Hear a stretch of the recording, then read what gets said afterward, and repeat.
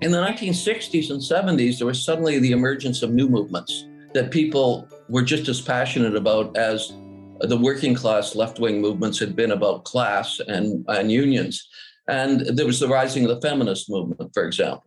There was the rising of the gay movement, the environmental movement, countercultural, subcultural movements. And this started exploding. And so back in those days, we didn't call it identity politics. We called it liberation movement politics. You had youth liberation and women's liberation and gay liberation and Black liberation. But there was these new movements were emerging. And Vancouver had been very active during what was called the New Left of the late 60s and 70s that involved these movements, student movement as well, and anti-war movement. And so these social movements had become a really major, significant part of the left by 1983.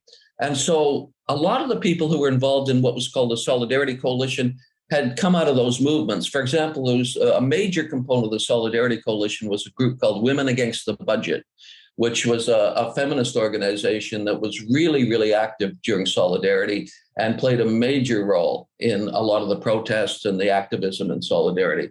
And that's one example of that. But people from all of the movements I just mentioned had representatives at the weekly Solidarity Coalition meetings. So you had the rising of this really powerful movement, Solidarity Coalition, of social movements. It was a movement of social movements.